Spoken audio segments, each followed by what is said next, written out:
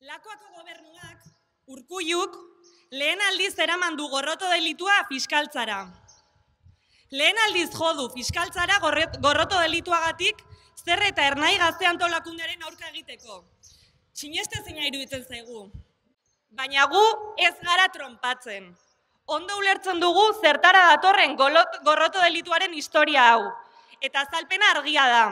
Batetik, PNV-ri ez zaio interesatzen azken aldian gazteon larrialdi egoera mahaigaineratzeko kaleetan egin dugun lana. Hori bai da, Jaurlaritzak kezkaz bizi beharko luketen gaia. 3 gaztetik bat, langabezian dago Hego Euskal Herrian.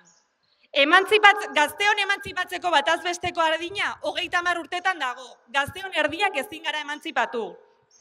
Eta antsietate, depresio eta estres kasuak gazteon adin tartean bikoiztu egiten dira. Eta gainera erreza da ulertzea zergatik. Espektatiben krisi bat bizitzen ari gara belaunaldi bezala. Erantzuna da aldarrikapen hauekin kalera ateratzen garen gazteak jipoitu eta kriminalizatzea. Hori da Euskal Gazteon larrialdi egoera.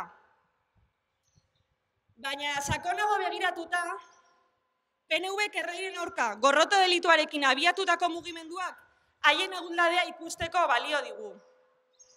PNVk badaki txoioa amaitzen ari zaiola. Gestionaren domina, gestionaren tituloa erortzen ari zaie, eta arreta desbieratu beharra dute. Baina Erkoreka jaunak ez du ernai seinalatzea baino lan garrantzitsuagorik.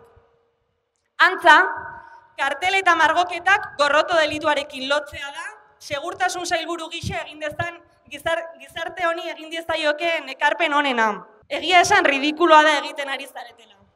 Oasia gainezka egiten ari zaizue, eta txoioa amaituko zaizue. Gora Euskal Gazteria!